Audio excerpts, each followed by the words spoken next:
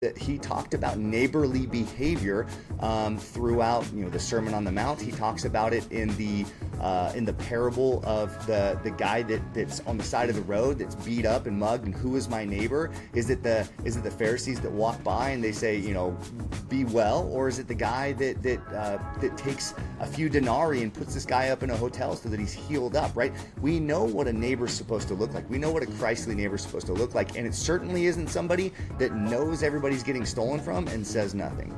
I wrote The Bible and Bitcoin for you, Bible-believing Christian, and in it I lay out the biblical basis for what money is, why our current fiat monetary system is ungodly, and how Bitcoin is the best and most viable, biblically compliant replacement for government fiat money.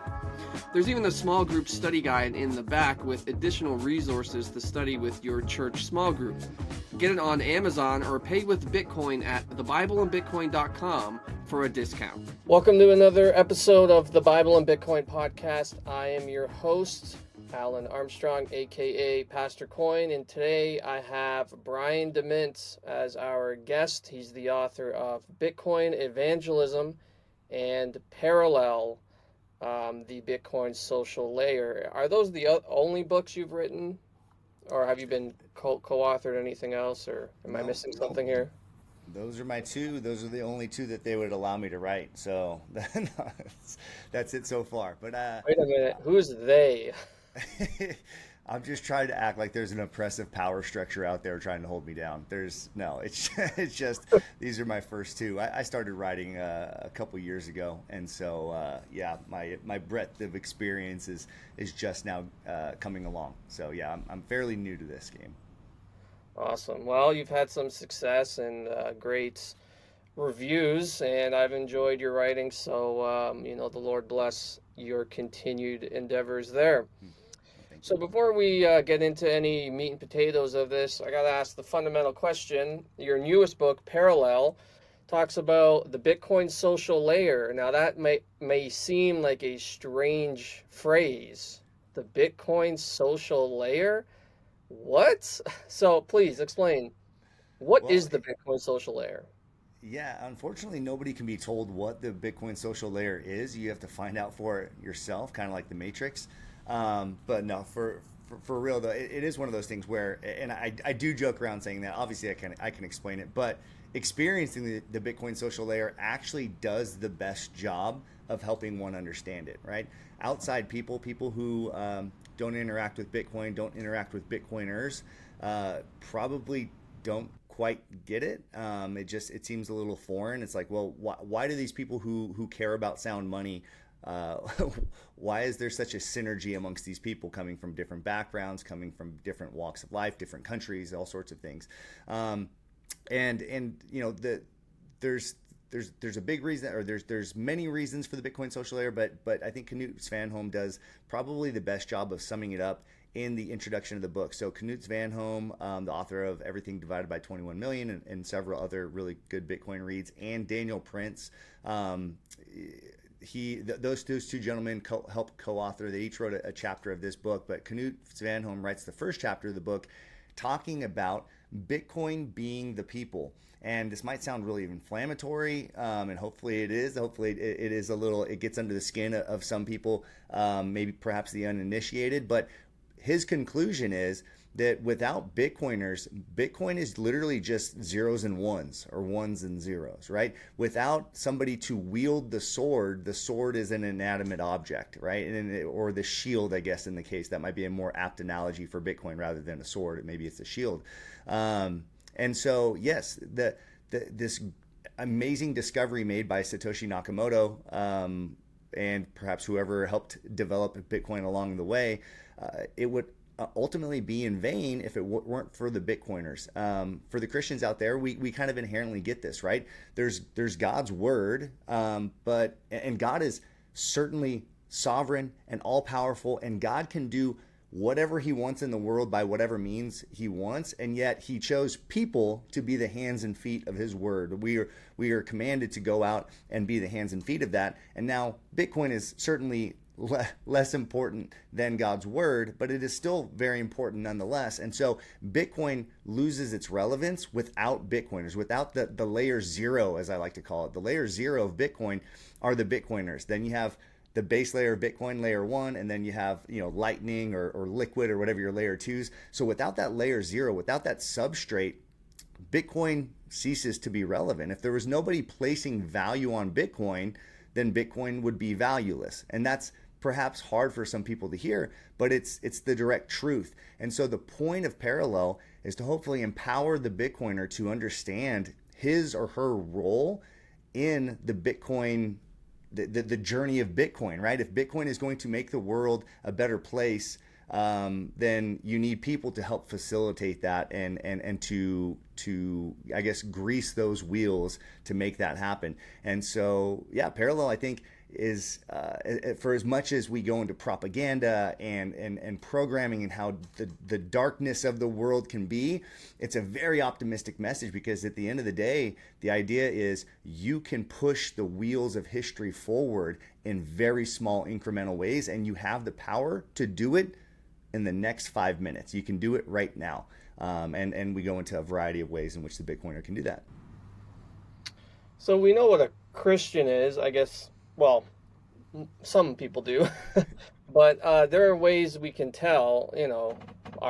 We can judge ourselves and examine ourselves in light of what the Bible says a Christian is. But a Bitcoiner is really one of those things that, can you put a definition on it? Now, you say it's layer zero. What is a Bitcoiner, really? Or is this thing just, is it fluid? Is it like gender today? Is it fluid? There are 87 different types of Bitcoiners, actually. No, I'm just kidding. Oh, wow. It's off the list. Yeah, well, no, if you want to make money, like a gender theorist would, then you create new things. So there's probably a lot of money to be made in a Bitcoin book that describes the 87 different types of Bitcoiners. But no, I leave that I make that very clear in Parallel, that a Bitcoiner is literally anybody that has any kind of interaction with Bitcoin. And now somebody that buys and holds Bitcoin, or even somebody that like bought it and held it in an ETF, like I think that we can kind of parse these things out, and we can try to describe what is a Bitcoiner or whatnot on these like kind of minute levels, and sometimes those are fun discussions. But honestly, even the person who buys, and I wouldn't say that this is like the height of the goal, the highest goal for a Bitcoiner should be to go out and buy the BlackRock Bitcoin ETF. But at the end of the day, if somebody buys the BlackRock ETF and that's affecting the Bitcoin resources and allocation of where Bitcoin's going and things like that, technically there is some interaction there. Now, I would say that that's probably like the Christian who has a summer camp experience, and man, the worship music was really powerful, and so this Christian thing seems really cool, and I like the idea of being a Christian. And then they come down the mountain, and not much has changed. Perhaps you would say that person is not a Christian. So you can really get into the minutia here.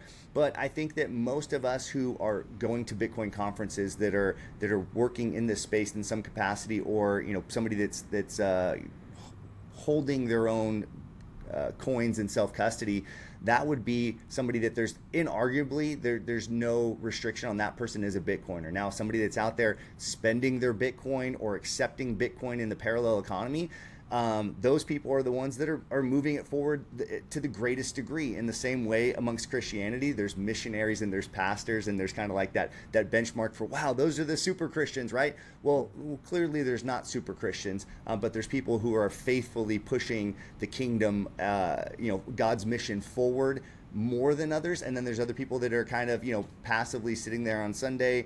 They genuinely love the Lord, but perhaps they're not living up to their full calling, but I would still say that there are genuine Christians who maybe need a kick in the butt sometimes. So that was part of the heart of the message of Parallel. I think there's a lot of Bitcoiners who are maybe in the game, maybe they are a Bitcoiner, but maybe they need a little encouragement to be prodded along in a really positive way. And I think that at the end of the day, the reason people don't get more involved in the parallel economy, the parallel system, and they don't they believe that Bitcoin's going to change the world. They just don't think that they have any part in that.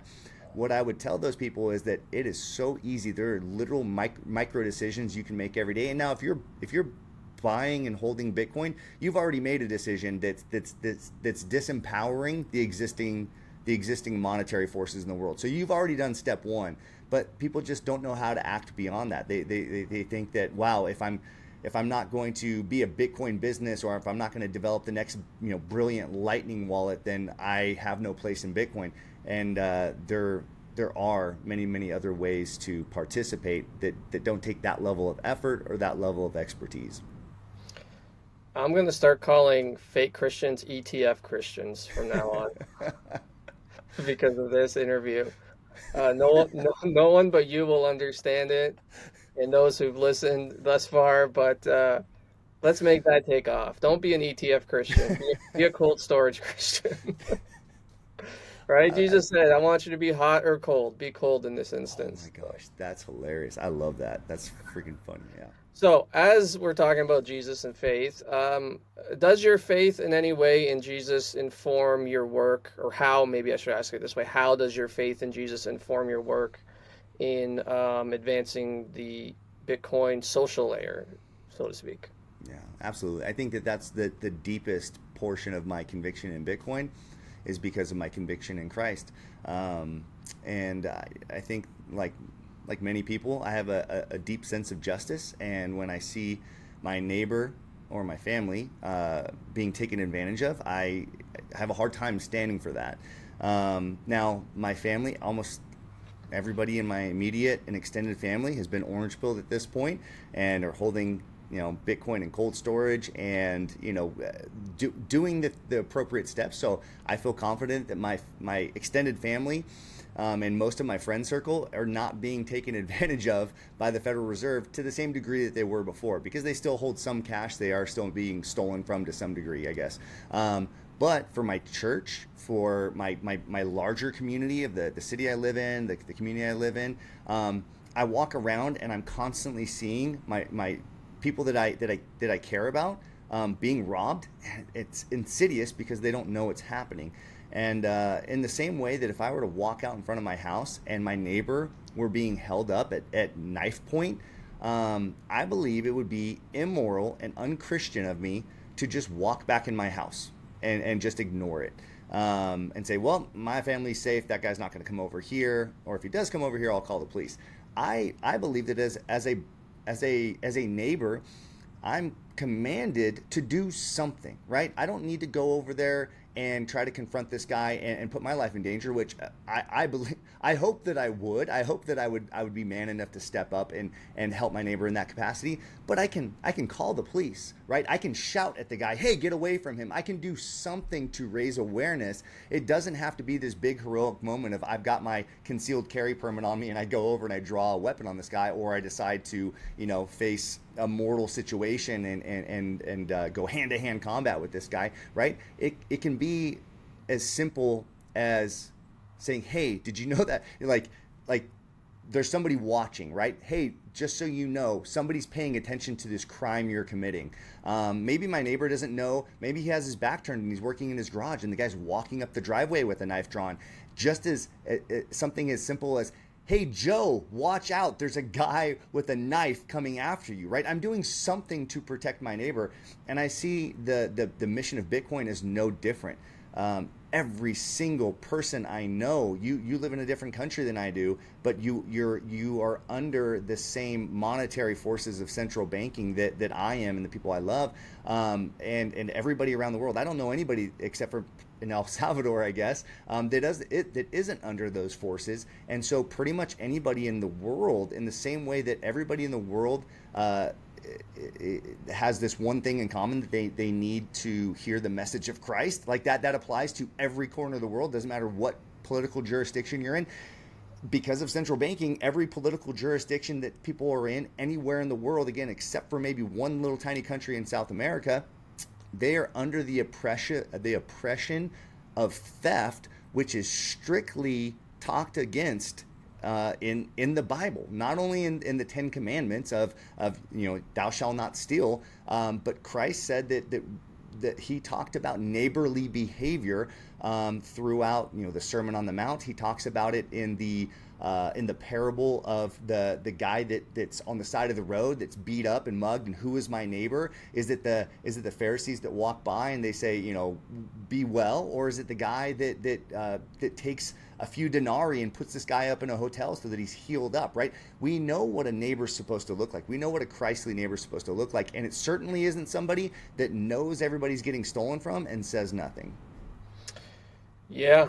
Yeah, I was talking to my mother-in-law the other day, and she was saying how, oh, that's because we were talking about just Fed rates and cuts, and this is the type of stuff we talk about in my house. But she goes, oh, that's the U.S. Who cares? We're in Canada. Deal with what's in Canada. And I said, you don't understand. The Federal Reserve is the main bank. The rest are just, yeah, they're just under the Federal Reserve, right? If the Fed does something, the whole world has to follow, and it affects the rest of the world.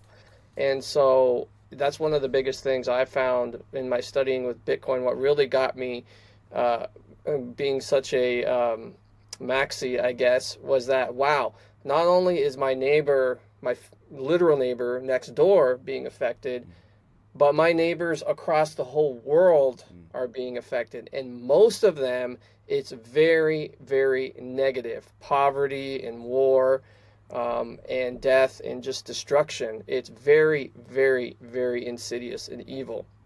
Which leads into my next question about the fiat political landscape. It seems like, I don't know what you believe, that the fiat political clown world is reaching all-time highs, and it's probably at the all-time high right now. And it looks like we're in a political that's a good word, political fiat. We're in a political fiat bull market with no bear market in sight. So can this system be redeemed? Do we really need Bitcoin to replace it, or can it be redeemed? I mean, that's the quadrillion-dollar question. I think that there's an interesting opportunity, perhaps, if Trump comes out and is the mega ultra Bitcoin bull. Maybe he sees that this is the only opportunity in fiat history for there to be a fourth option. Most Bitcoiners are familiar with the three options, but again, just for the viewer, just not knowing if everybody's a level 10 maxi like you and I, and they know these three options. But when you have an unpayable sovereign debt, as when I keep looking over to the side, just so you guys know, I'm looking at the U.S. debt clock site, which is at 35.2 trillion. Since you started your sentence, the U.S. taxpayers have taken on about $1 million of additional debt. $10 million of additional debt just since the sentence started. And so it's this runaway train. You cannot put the toothpaste back in the tube. And again, those three options being, when you have an unpayable debt, how do you pay it back? Well, the first option would be austerity, and austerity just means you're getting your stuff together. You're getting your house in order. As a government, you don't just run a massive deficit, which we run in the United States, a multi-trillion-dollar deficit every year, and numbers get lost on us, and we'll maybe address that in a second. But multi-trillion-dollar deficit. So if you were to actually run a surplus, it would take you, and I did the calculation on this recently, but the U.S. has borrowed $1.8 trillion in the last year of additional borrowing. Excuse me, in the last it was less than a year period. Sorry, I'm off on the period, but 1.8 trillion was what we borrowed in less than a year. If the U.S. government were to run a $10 million per day surplus, it would take us almost 1,000 years to pay back what we borrowed in the last year at a $10 million per day surplus. So not just this massive decrease that we're running, but so just, and that's just in the last year. That's not getting back paid on our debt. That's not even chipping away the existing debt. So for all intents and purposes, austerity, this whole, like, you hear politicians, oh, we're going to balance the budget, or even Trump saying we're going to increase revenue, we're going to increase GDP. I'm sorry, Trump lovers, I'm not, no punches pulled. I'm going to probably be voting for Trump unless something changes. Not a Trump lover, but I think he's the best option in this case right here. Even Trump increasing GDP with tax cuts and all that stuff, it's not going to do that to where we can pay off that debt in a normal way. Option number 2 is default. That's not a viable option because if politicians default on the debt, their heads will roll. There will literally be heads rolling in the street because the number one holder of U.S. debt are U.S. citizens. It's your grandma and grandpa. It's their treasury bonds in their retirement. And so if you told grandma and grandpa, guess what? Your $2 million of retirement is gone. We're defaulting on that. And there's no inheritance for little Johnny or little Susie or anything like that. People will be in big trouble. And by the way, the Federal Reserve is the next biggest holder. They actually might be the biggest holder of U.S. debt. So the Federal Reserve, if you understand how that mechanism works, in order to print money, the U.S. needs to actually issue more bonds. And so the Federal Reserve is the buyer of those bonds. So the Federal Reserve the government would have to default on the Federal Reserve. The biggest bank in the world, of course, isn't going to allow that to happen. So we cannot balance the budget. We cannot default on our debt. Like, you or I, if we get too much debt, we could go bankrupt. Well, the U.S. does not have the option to go bankrupt. So the third option, again, as most of your viewers will know, is you inflate away the value. So in Weimar Germany, after World War I, their war reparations, they accounted for about $60 billion. At that time, $60 billion in US was an unpayable amount for Weimar Germany. And so what they did was they turned on the money printers. In a 4-year period, they hyperinflated their currency so badly that even though $60 billion which in their currency was like several was like something like 400 billion in the German mark, they hyperinflated their currency so bad that the smallest unit of currency after the hyperinflation was a 1 trillion mark note. So they actually hyperinflated it so badly so that their whole debt of war reparations, which 4 years earlier it wasn't payable, all of a sudden they could pay it with their smallest bill in currency because they hyperinflated their debt. So what the US will do is $35 trillion. Oh, no big deal because our smallest units of currency are $1 trillion.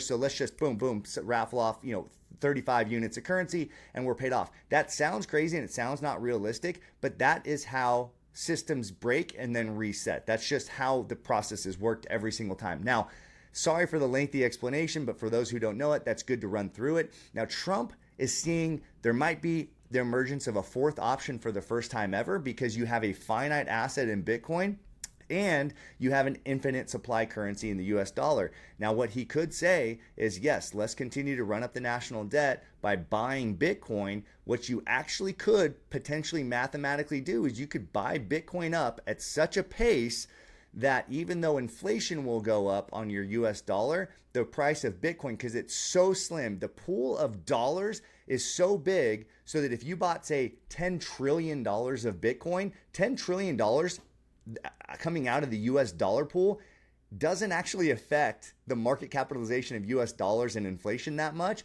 but $10 trillion going into a 21 million coin unit creates so much value in the market that the loss of value in the US dollar is going to be smaller than the amount gained in Bitcoin. And who would be getting the biggest portion of that gain would be the US, who would hold that Bitcoin so they could theoretically pay off their debt by holding and buying up Bitcoin. Now, people could say that that's market manipulation or whatever. Well, guess what? The US government has the privilege of doing illegal things because they get to write the codes. So yeah, is it market manipulation? If you or I did it, then yes, it would be. If the US government does it, then no, it's not. It's perfectly legal. And Trump could, and I think this appeals to his ego. He could be the first person in fiat history to ever do this. You could literally have Trump talking about the history of fiat and why he's going to be the first person to ever conquer it. I'm the greatest. I'm the only one to ever beat fiat and to make the US dollar stronger. Like, he's going to say that, and it's possible that it's true. Bitcoin Well is a non-custodial Bitcoin platform in Canada and the USA. That means every single Satoshi you buy goes straight to your self-custody. They offer free withdrawals, a simple 1% spread, and they have the Bitcoin wishing well, where you can win up to 1,000,000 Satoshis by earning points and throwing the coin in the well. In fact, you get 5 coin tosses to the Bitcoin wishing well when you sign up at bitcoinwell.com/pastorcoin. Okay, I'm just having this thought. You let me know what you think about it.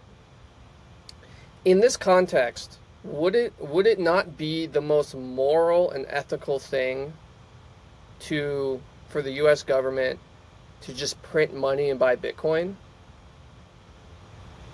That's a good question. Is it Because moral? Is it moral? yeah, because printing money it's theft, but at the same time, you will be printing money and buying this finite asset that will be able to absorb your debt, making everyone more prosperous, theoretically, right? It's funny because I talk about this all the time, and I only really consider the pragmatism of it, of like, well, yeah, I think it would work or it wouldn't work or that sort of thing. But yeah, the moral obligation might be to do that, and that's a pretty crazy thing, because what is your fiduciary responsibility? As now politicians don't act by their fiduciary responsibility ever. They always act in their best interest. But again, we always talk about aligned incentives, and so the self-interest of a pompous President Trump to be the savior of the United States could align with the prosperity of the American people. And I think that's generally kind of my outlook on Trump, is I think this guy wants to serve himself, but I think he actually has a path to serve himself that benefits me and my country. And so I think that you're right in this case, is that, yeah, that he would actually be selecting the most moral option. I don't know. What do you think about that? I think that probably is the case. Maybe there's something I'm not considering there, though. It's, Bitcoin, because fiat is so crooked and backwards to how the laws of the universe were made by God, right? You sow and then you reap, but fiat is you reap without sowing. Because it's so backwards, and Bitcoin is so aligned with God's created order. You have to sow to reap. You have to put in energy to get the Bitcoins and so forth, and it's scarce. That it's created this like unstoppable force and immovable object sort of scenario, wherein it's like, yeah, maybe it is the most moral and I don't know, maybe moral's not the right word. I don't know. But maybe it is the best thing for the long-term flourishing of humanity to kind of get us out of this fiat death spiral, might be to just go heavy on the printing, acquire the Bitcoin, and then the Bitcoin acts like a sort of vacuum that sucks all of that debt and fiat into itself, and allows a smooth transition. Does that make sense? Yeah, I think so. And I think that that's part of, we were talking about parallel earlier. I think that a couple of the scenarios that I run through in parallel are exactly that. Is that I'll borrow Fed Chairman Powell's, euphemisms. I believe that there is a smooth landing scenario. I also think that there's a crash landing scenario where Bitcoin is actually the solution to the problem in the crash landing scenario. But I believe that in the smooth landing scenario, yeah, Bitcoin is the only option. And I think that I said this in Bitcoin Evangelism, said it in parallel again. And as Bitcoiners, we're so conditioned to think, especially if you've been in Bitcoin for a long time, is that Bitcoin needs to overthrow the existing system and all that kind of stuff. But man, it could just be, such an immovable object, like you said, that the unstoppable force has to reckon with it. And the only way forward is for them to kind of mutually coexist. And that could be a really good thing. Now, it might incentivize bad behavior from other governments, because there's going to be other sovereign nations who will have these debts, and it doesn't fix other countries' debts. That's the problem. The U.S.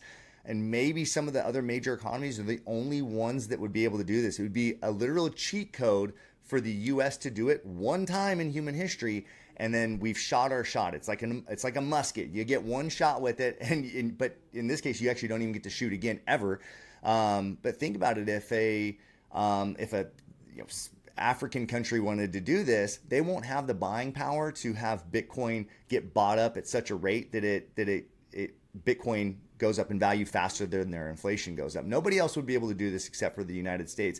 And so other countries might see it, and they might use this as an excuse to run up their national debts, because they'll tell their people that don't understand how market capitalization works. They'll say, guess what? Don't worry, Bitcoin will be the fix to this. And then they'll still rob and steal from their people. So it doesn't fix all of humanity forever. There's still going to be a huge learning curve for people to understand and do their personal savings in Bitcoin going forward. And hopefully sovereign nations will know that they can't do that, and they will start to save in Bitcoin. But I think that inevitably some sovereign nations will just use this as an excuse to look at Donald Trump fixed it, and so we're going to be able to do the same thing. They unfortunately will not be able to do that. Yeah, now that I think about it, the United States would be literally throwing the world under the bus if they did that, because no one else could do it. I mean, it might save the United States, but the rest of the world is literally thrown under the bus. They've had to suffer under the Federal Reserve as the big boss man, and then when things got bad, the Fed just said, sorry guys, good luck, have fun staying poor, we're the only ones who can do that. So yeah, it's a mess. It's definitely a mess. But even to your point, though, it almost might be, and maybe I'm just an American here saying this, but as you said, so goes the Fed, so goes the rest of the world. If the Fed can get its house in order, then maybe that's enough strength in the United States to help other countries. Maybe it provides a roadmap, for us not imposing our financial power over people going forward, because we will not be able to use the money printer in the same way. Now, the downside is, if we cleared our books tomorrow, it's going to take a lot of political will and conviction of the people and understanding of the people to not just run up the credit card again, right? I mean, if the U.S. had zero debt tomorrow, it would be hard to believe that we're not going to be, $5 trillion in debt a year from then, just because politicians will be able to promise so much. So the job of Bitcoin educators and podcasters in this next bull run, I hope and pray that every Bitcoin podcaster, that every Bitcoin author, that they get so much popularity and get invited to speak at so many events, so that we gain the high ground, so that people start asking us, or I don't care if it's me, but if it's just Bitcoin people and educators, how do we work going forward? Because if we can create good money, sound money principles and understanding amongst the population, then that's the second part of this equation to ensure we don't go back to it. Like a dog returns to its vomit, so too will we return to our debt if we're not careful. What about taxes? You spend your Bitcoin, and there's a so-called, what they like to say, taxable events. How do we overcome that? Well, I mean, a few things. I'm gonna for sure get in trouble at some point, because I just say this on podcasts all the time. First of all, my personal opinion is my money is not the priority of the government. It's not their jurisdiction. It's where are you coming at from first principles? And I believe that we're in a completely different system that is not part of the U.S.'s system or your sovereign nation system. And so I abide by sovereign citizen law when it comes to my transactions. And so I actually don't care about that. Now, I understand that Bitcoiners do care about that. And so my take on that, and we go through this to spend or not to spend Bitcoin and the implications of it in the book and in parallel.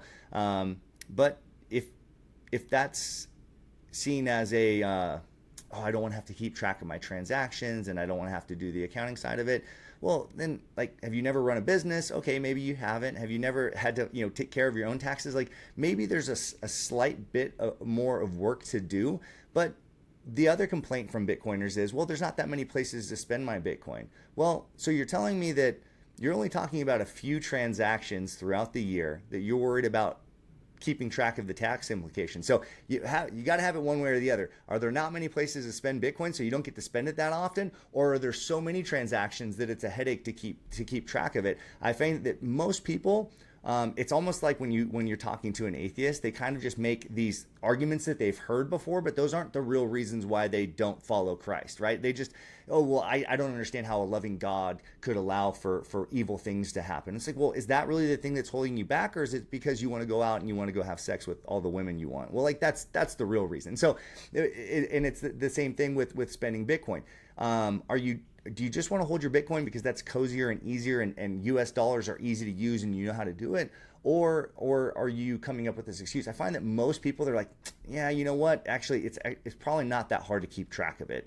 And the fact of the matter is, most people, if you try to spend a little bit of Bitcoin throughout the year, you're going to have 10 to 20 transactions throughout the year. It's probably not that hard because most of the places you're spending have the same tax rates and things like that. So you can just take your total, the amount you spent, and you can send that money off to the government if you want, and you get to pay it in US dollars. And guess what? Most of the taxes are actually collected by the person receiving it. So if all you're doing is spending Bitcoin, don't worry about it. Now, if you're saying, well, there's a capital gains tax on it, and that's what I'm concerned about. Well, there's software that will keep track of that for you. So you can there's all sorts of Bitcoin tax accounting software that knows what price you bought it at and what price you sold it at, which would, a spend would be, a taxable event. Well, but most people, the volatility of Bitcoin means that you're actually probably going to be spending at a loss or somewhere near zero. So your capital gain is essentially nothing on it. And so you actually don't have a taxable event because you spent it at a loss. Well, people are saying, well, I don't want to spend my Bitcoin at a loss. I also understand that. That's a valid concern as well. I had a tweet several months ago where we broke down basically if you bought something for $15 in Bitcoin, what was going to be your tax obligation? Say that Bitcoin had gone up by 25% by the time you spent it.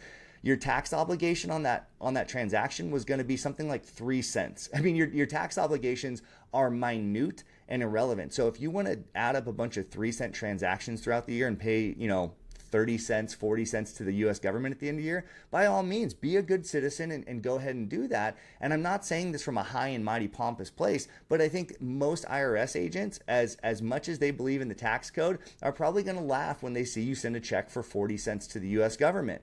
And so go ahead and do that. If that's your conviction or your heart or your will, like whatever, by all means do it. Now, if you are somebody like me that spends a lot of Bitcoin and you want to keep track of it, then go the software route. Then go ahead and keep track of it with software. If you do want to pay those taxes, again, your tax obligation by the end of the year is probably going to be less than $100. So is $100 expense on taxes by being the best by the book citizen possible, is that worth building the Bitcoin circular economy or the parallel economy? I would say it is. So I don't know. I think it's just the level of conviction you have. By all means, if you're somebody that just wants to buy and hold in cold storage, God bless you, because what you are doing in your own self-interest still helps me in my self-interest. So we still have aligned incentives. So I don't care if that's what you want to do. But I think most people hope that someday their Bitcoin is accepted somewhere. The best way to take a step towards that is try to spend it at places. This is one of the I talked about baby steps. The book is full of baby steps. People say, well, I don't want to spend my Bitcoin. That's fine. But if you still want to plug into the parallel economy, guess what? All you need to do is start accepting Bitcoin. Don't spend Bitcoin, just accept Bitcoin. If you're a plumber, if you're a barber, if you're whatever you do, if somebody pays you fiat for what you do, just tell people in the gig economy or on Orange Pill app or on Twitter, put it in your bio or whatever. Just say, hey, yes, I'm a plumber. And by the way, I'm a Bitcoin plumber. I accept Bitcoin. My barber does that. I live in Southern California. I travel 30 miles to my barber, which in Southern California takes about an hour and a half. I drive an hour and a half.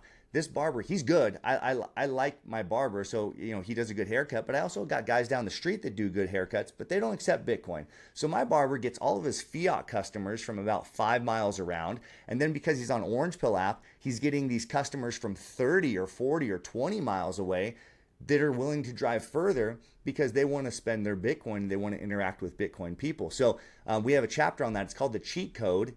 We had permission from Peter McCormick to use that title because he talks about the cheat code with his soccer team or his football club. But He did it with a football club in England. You can do it as a barber in Canada, or you can do it as a grocery store, clerk in the United States. If you have a little mom and pop shop or whatever, you can plug into it without spending sats. Just start accepting sats. And guess what? I'll tell you this.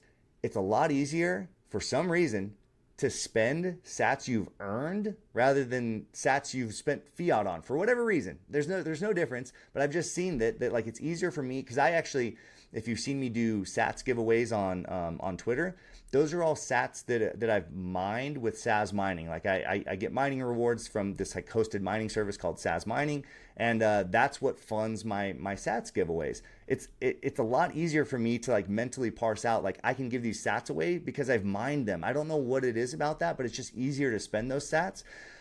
So that would be my encouragement to people. I gave you like a bunch of different answers there, so sorry if it gets kind of convoluted, but yes, there's tax implications and things like that. But I think people, because they don't know tax implications, sounds like, oh man, my goodness, I don't want to put myself on the line for a $3,000 tax bill at the end of the year. That's not the kind of thing you're talking about when you're talking about the parallel economy and Bitcoin expenses.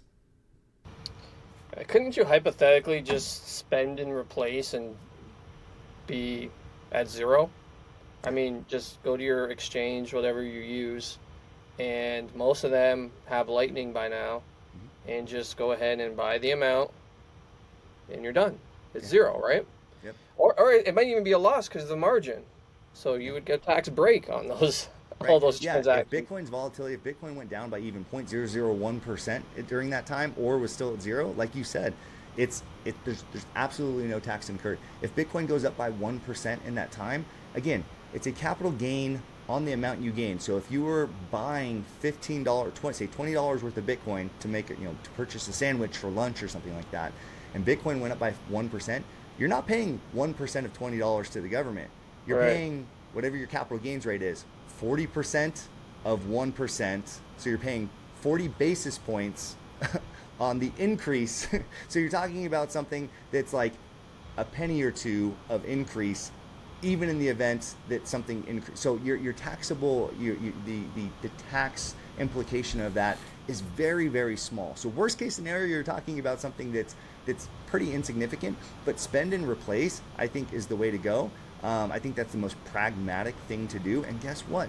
You're taking a vote away from the existing system. You just did a transaction that could have been done in fiat, but you're choosing to do it in sats. And one of the quotes I always come back to is that R. Buckminster Fuller quote about the way that we change things, the way things have always been changed, is never by raging against the existing establishment. You create a new paradigm by just making a new system that's better and just allowing people to come over to that new system, right? And so that's exactly what's happening here. The last chapter of Parallel is called Every Day is Election Day. And it's not a highly political chapter. I think politics matter, but it's not a highly political chapter. The point is that a lot of people get jaded by the elections.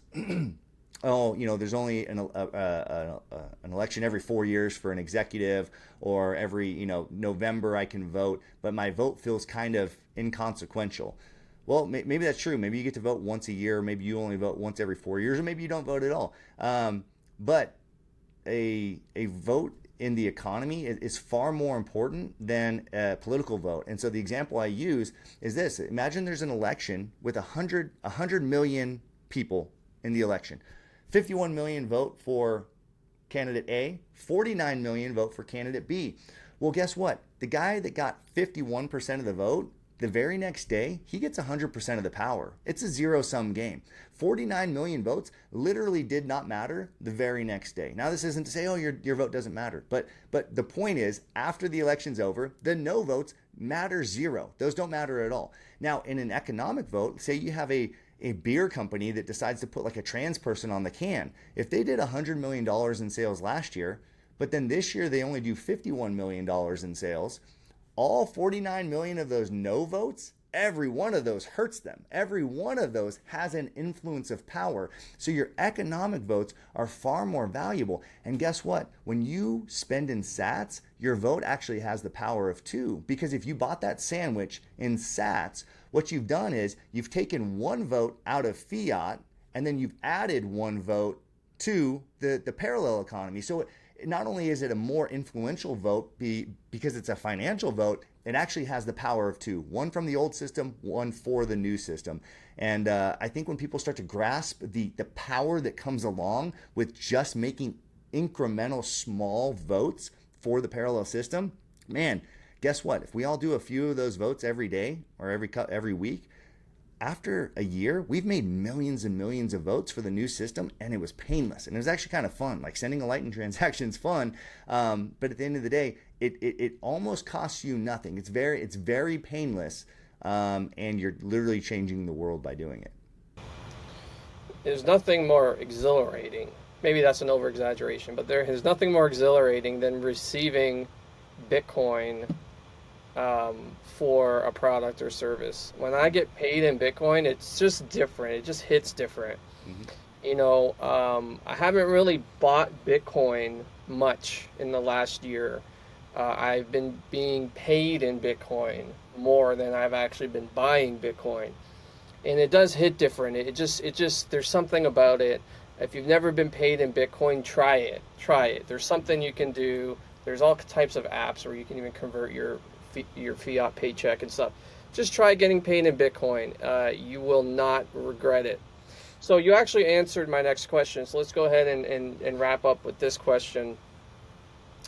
So every institution we see, maybe even before 2020, but 2020 accelerated this, is plummeting in their trust.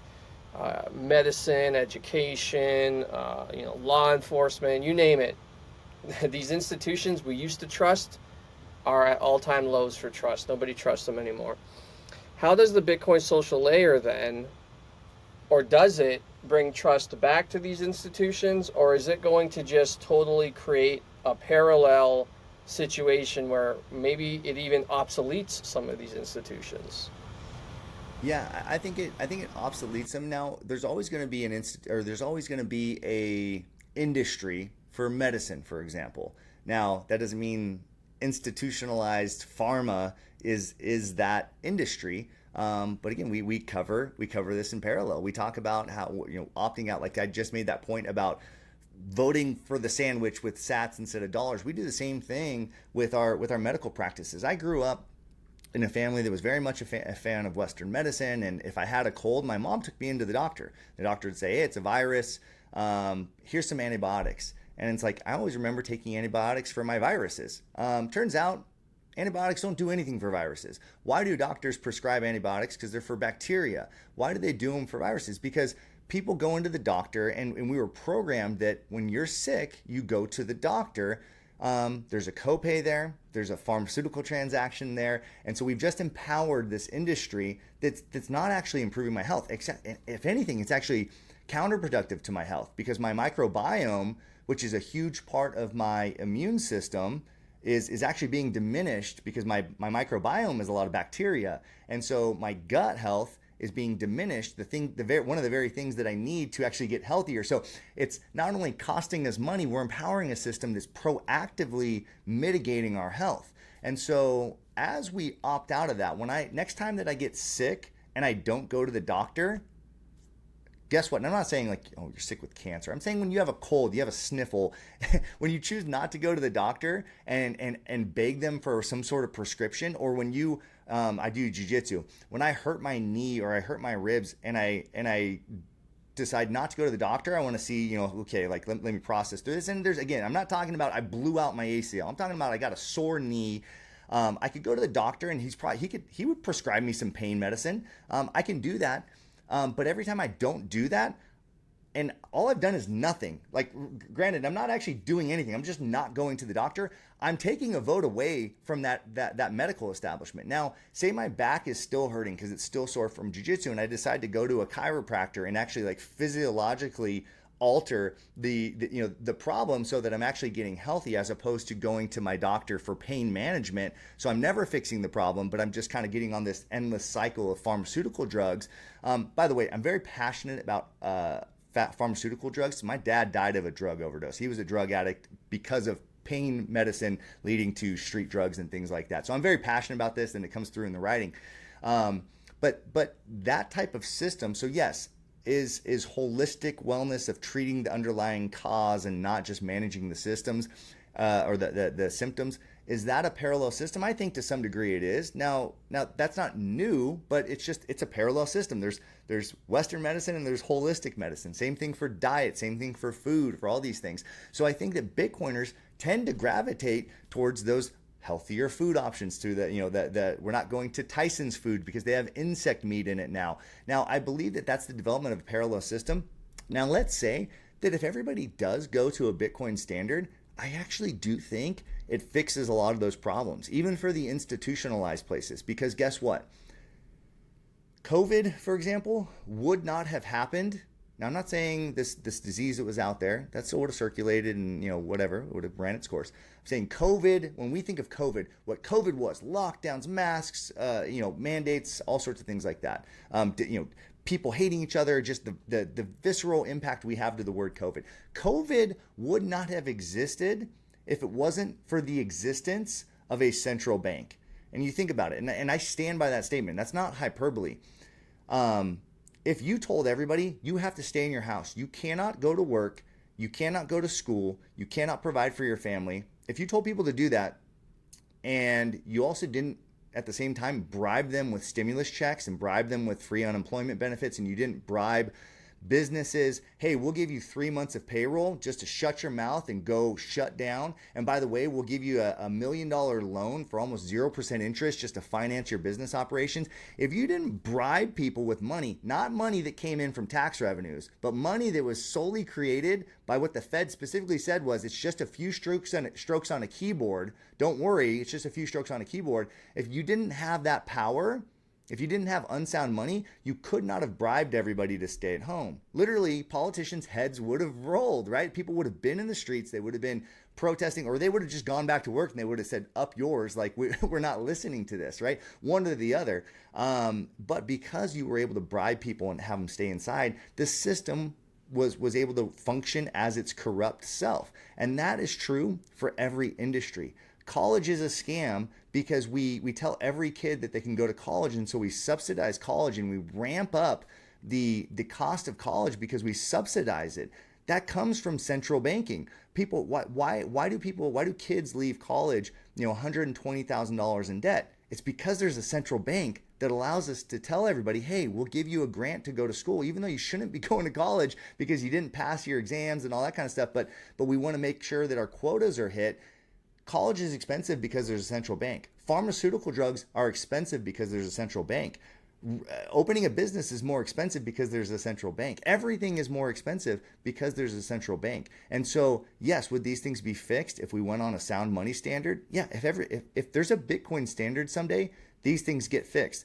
If these people don't decide to fix them, the R. Buckminster Fuller thing plays out. We have a better system. The old system, it can continue to eke on, but people will start to realize that new system is just better. Why wouldn't you want to be on that new system? And so I believe that it's blue skies ahead, one way or the other, in terms of a monetary world order. Now, there's other forces at play. Satan has all sorts of tricks up his sleeve, but that's kind of the logical line of thinking of how I think things are playing out in this next epoch of human history. Well, Brian, this has been enlightening. Thank you. That almost sounded like I said like enlightening. No, enlightening. Anyways, this has been very good. It's been very good. Thank you for coming on the show. Where can people find you if they want to know more about you or follow your work? Thanks, Alan. Appreciate it, man. No, I love, dude. I've got like 3 good Bitcoin puns out of you today. So we have ETF Christians, and and Lightning. You can find me on all the usual places. I'm on Orange Pill app. If you like to meet Bitcoiners in real life, I like to meet Bitcoiners and grab coffee. I'm somebody that's happy to put myself out there and meet people in person, because I think that there is an important aspect to in real life connections. I obviously work at Orange Pill app, but I was a member of Orange Pill app before I worked there. So I'm a true believer in connecting with other Bitcoiners. I have a YouTube channel that's kind of new, so you can go just my name, Brian Dement. or Bitcoin evangelism on YouTube. And that whole thing is just meant to be a resource for Bitcoiners to orange pill their friends. It's all shorts. The only kind of content I'm creating is 30 to 60-second content of, well, I heard Bitcoin isn't scarce, because it's infinitely divisible. Like, I try to answer dumb arguments like that because plenty of people will say that to a Bitcoiner, or, Bitcoin's like tulip mania. So I have a 60-second or 45-second short on that. Like, here, send this to your friend to orange pill them. So that's the whole point of that YouTube channel. But my books are on Amazon. Like you said, fiat sucks, and I do sell the books through Amazon. And just for anybody that knows how bad fiat sucks, when somebody buys a book through Amazon, thank you so much for your support. Amazon on the back end, they don't pay authors for like 90 days. That's how slow the fiat system is. If you guys want to buy a book in sats, please reach out to me on Orange Pill app. I gladly take sats. When you send me payment, I get it within 3 seconds as opposed to 90 days. So thank you for being literally millions of times faster, Bitcoin. But yeah, those are the main places where people can find me or find my work. Okay, yeah, Bitcoin is superior. When I put out my book in September, I didn't get my first payment till like December. It was wild. I'm like, what? All this money just showed up in my account. I go, what is this from? I go, oh, wow, it took that long. Just incredibly inefficient. Anyways, thank you, Brian, for coming on the show, and God bless you. And to the rest of you, thanks for viewing. Like, subscribe, do all the thing. Grace and peace. Your family, your nation, and your world needs strong men. The devil wants men weak, emasculated, and addicted to porn. This is why I designed the Slaying the Beast course to help men take back the dominion porn stole from them. This course will help you discover your identity as God's image, how porn leverages and twists that against you, and how with God's help you can turn the tables on the beast and live free. There's also access to a Discord server where you can have fellowship with others in the fight. You do not have to wait any longer to conquer this beast once and for all. Go to lifegiverchurch.net to get started today.